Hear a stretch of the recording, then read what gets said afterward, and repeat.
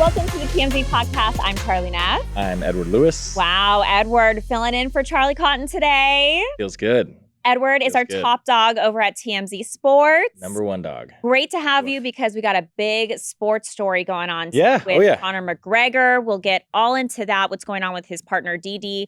Devlin, she ripped his accuser. We'll tell you all about that. And then the Menendez brothers. They are still going to be behind bars. Remember, they pushed back the whole relook at their case. So they are going to be incarcerated still for Thanksgiving. And we got the menu of what they'll be eating for that day. And we also know what Diddy's Thanksgiving meal will be as well, if his bail is not secured. And lastly, Billboard, they have released their greatest pop stars of the 21st century. They have not released the number one, but you're going to be interested to hear who they said was number two. Okay, starting off first with Conor McGregor, there has been this massive sexual assault case. And Edward, fill us in about what's been going on. It's been raging for years now. Back in 2018, a woman named Nikita Hand, she has two names, but this is the one that's easier to pronounce, so we'll go with it. Nikita Hand accused Conor of forcing himself on her following one of her work's Christmas parties. I'll try to keep this kind of as concise as I can, but the allegations are that she was messaging Conor on the night of her Christmas party. She was drinking. She admits she was doing drugs, and Conor eventually scooped her and her friend up and took them to a nearby hotel. She says she thought she was going to party, but at some point during this penthouse kind of meetup, she claims he threw her on a bed and forced himself on her, sexually assaulted her. She says later in the evening, or I guess as it went to the morning, one of Conor's acquaintances did similar, and she filed both a criminal complaint in Ireland and a civil complaint in Ireland. The criminal case was dismissed kind of right away. It was a fairly quick investigation, but the civil case has raged on now for 6 years. Well, this month it went to trial, and Conor was found liable for assault. Didn't police say there was like bruises found on her, like alarming amount of like markings and stuff from this whatever situation they had? I'm not sure police said that, but her attorney said that. This again is a civil case, so it's the criminal aspects out of the equation. So she and her attorneys were arguing towards a team of juries or a team of jurors trying to prove that Conor did this, and one of their points was that she was bruised up, and Conor, for his part, testified during the trial and said, yes, he did have sex with her, but he says it was entirely consensual, and he called it, I think his word was athletic. Like spirited, because her allegation was that like he was throwing her around and stuff, and his kind of counter to that was it's athletic sex. Whatever that is. Well, anyways, the jury found him liable, and since then there's been a ton of fallout. Yeah. He's lost his Proper 12 whiskey kind of marketing aspect. He's been taken off the Hitman video games. Obviously, every one of his fans or some of his fans are now like, whoa, like, can we support this guy anymore? And he has like a violent history. Yeah, but he's always been Teflon. You remember he threw the dolly through the bus and almost killed people there. And then the whiskey incident where he was at the bar. Yes, punched an old man in the face. And he's been accused of sexual assault multiple times. He's never been convicted of anything, but this is really kind of the first time somebody said, no, you've done this in kind of this manner. Held him accountable. So anyway, he's been facing all this backlash for days. This was, again, last Friday, the verdict came down. It's Wednesday. Well, D. Devlin, his longtime partner, who was actually he has kids with multiple kids and was actually with Conor at the time of these I guess sexual acts, released a statement defending him on Tuesday. She went in as part of her defense of Conor on the accuser in a 4-slide, I guess you call them, on IG stories, just going nuclear on this woman. I don't know how much you want me to read, but she essentially accuses her of sending messages to Conor, provocative messages to Conor, despite knowing that he was in a committed relationship. Right. She says she accused her of lying about the whole incident. She claims there's CCTV footage that shows perhaps that she wasn't sexually assaulted. And in one of the slides, which I think is the most damning quote, "My sons will be warned women like you exist in the world." Oof. And she went on again to another Instagram post. It was a picture of Conor and the kids, and she said, I trust this man. I believe him. Nobody can comment on our relationship but us and this, that, and the other. So she is firmly in Conor's corner despite all this. And didn't the accuser, didn't she go after D as well, saying something like how can you stay with him? Yeah, to some extent, and that's what she claimed to know. D kind of makes a comment on that in the Instagram post. Nikita made a claim that like I knew you were with D and and you're still doing this kind of that and the other, and like to your point, like how could you, how do this and she, again, D went in on Nikita saying, how could you do this, so it's a really messy situation. I should say Conor is appealing. Again, he is adamant that he did no wrongdoing in all of this, and he did say cheating on D. Right, and he did say like he regrets cheating on her, stepping out on her, and things like that. But oh my gosh, how messy. So when does like an appeal happen? Yeah, I mean, they're going to have to file an appeal. I'm sure it's hard because it's in Ireland and we all live here, so I'm not sure what the court's, rulings are and statute of limitations are, but he's adamant it's going to happen at some point. I would imagine it'd have to be sometime soon, and then they'll do a whole nother trial, a whole nother appeals process. Who knows what goes into that? But as of right now, he has been found liable for assault, and he owes this woman around $250,000. Do you think if he said that he wanted to fight, let's say Logan Paul or Jake Paul, do you think people would be supportive?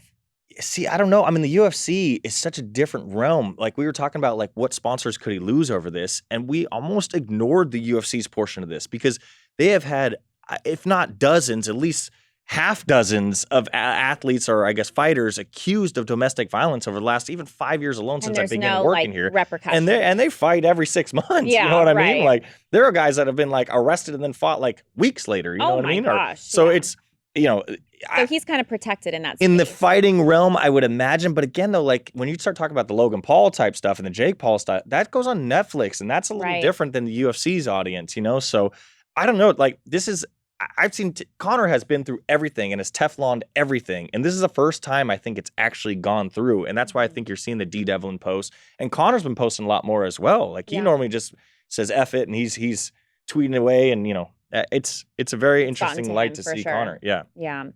All right, moving on to Thanksgiving. A couple famous people are going to be behind bars, including the Menendez brothers, also Diddy. We got the Thanksgiving meal, which they will be having when they're behind bars. So for a source in the California Department of Corrections tells us that Lyle and Eric Menendez will feast on turkey slices, mashed potatoes, greens, and peach pie. That actually sounds pretty good for a Thanksgiving meal in jail or in prison.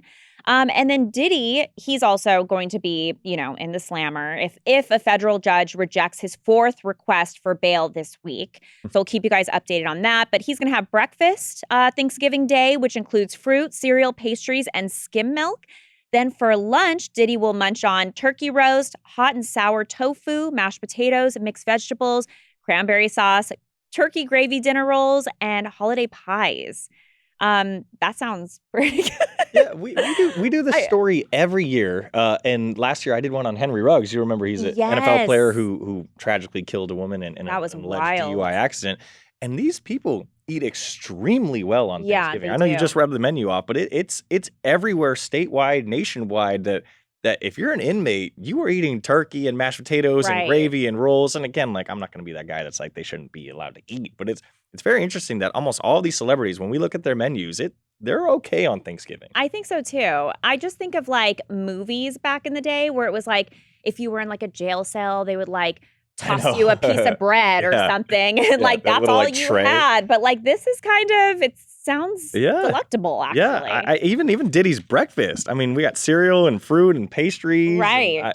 If I remember right, there's dinner even after his turkey dinner. He gets sandwiches and potato chips and fruit and. Wow. What are you doing for Thanksgiving, Edward? I don't know yet. I'm trying to figure it all out. You don't have plans? I mean, I'm not Thanksgiving. I'm not a holiday guy. Do you want to come to my family's house? No, that's okay. But, too crazy for you? No, yeah. I don't know. I'm just not like the Cowboys always play, and that's my number one priority is to watch. That's my favorite football team. So. But usually you have the game on in the background while you're eating with your that's never family me. and You know, friends. my family is always, we have to eat after the cow because I was little and I'd throw a fit. So you're just not paying for the flight to go see your family this year? Yeah, it's so expensive, and it's gonna be 36 in a few months. Like, how many times? So do I you're need like to eat done with turkey? family? Yeah, Like, I is mean, that? Come see me if you want to have turkey. You know, like. Oh, but isn't your place kind of small though? To be hosting Thanksgiving it's dinner? Not big, but Okay. I don't know. What are you Maybe doing? a couple little mice friends. Are you? Right? You're doing family? Yeah, I'm just gonna go see my family in Glendora. Nothing crazy. Hopefully sleep in tomorrow. That'd be Get nice. some leftovers. Yeah. If you want leftovers, let me know. Okay.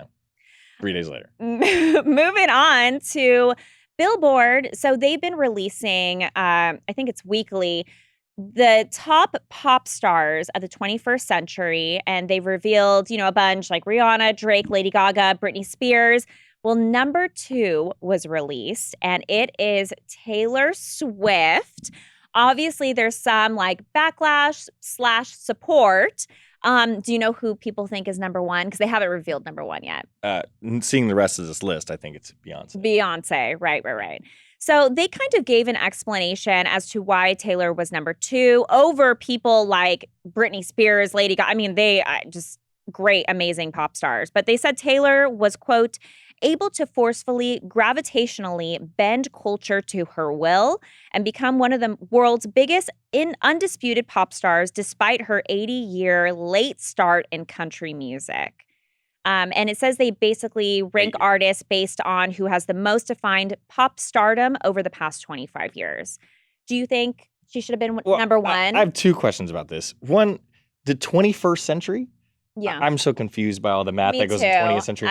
That is like 2000 to 2100, correct? 2100? Yeah, 2100. That's 21st century. Am I wrong? Edward, So I'm trying to figure out math. the timeline of when we're starting here. It appears to be 2000 our lifetime to 2021. Are you saying like Madonna should have been on this list? No, because it's 2000. No,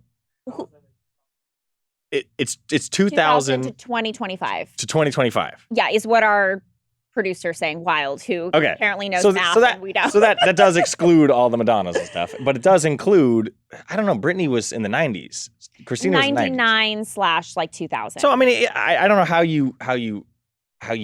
Well, what is your deny point here? this. Do you think Britney should have been higher up? Well, I'm just trying to figure out if I have a point or not. What is your point? If the century started 50 years ago, I don't think Taylor Swift should be in this high, or she should be somewhere near here. But like, I think what they're saying is like what they're judging isn't just based off of like your songs, your dancing, your singing. It's your also global like impact. Right. Exactly. And Right. Taylor's global impact is undeniable. I think it's probably bigger than Beyonce. I'm surprised she's not 1 if that's your measurement. I mean, but Beyonce, she's like dabbling into like other music. Like So she did did Taylor, the electronic album. Taylor did country album. and pop. Taylor, didn't she write? She wrote Rihanna's hit song with Calvin. Oh, yeah. Right? Like she does this. Like I also Billboard. Forgive me. Where is this Forgive going? Forgive me. Why do we care so much about Billboard and what they say? People care because they're You know like what I mean? the music go-to. We're the celebrity go-to, and if we made a list of the hottest celebrities, ain't nobody's talking about TMZ's hottest celebrities on their podcast. Maybe they would. You know what? Let's start it now. Number 5. Can I put us in there? Can we be like top 3? I mean, it's our it's our list. I mean, let's put ourselves Billboard's in there. list. Nick Harvey number 1.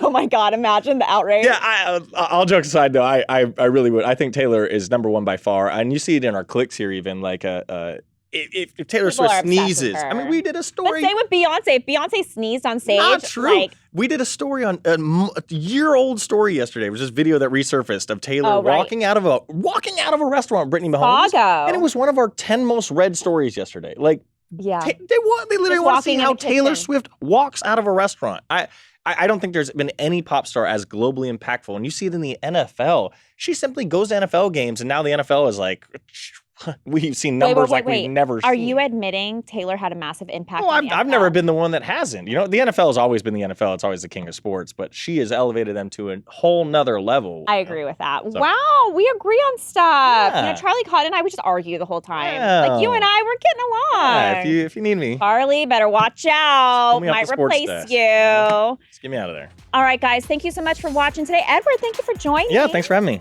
I just want to remind you guys, we're not going to be on Thursday or Friday, but we will see you back on Monday. You guys have a wonderful Thanksgiving, and we'll catch you then.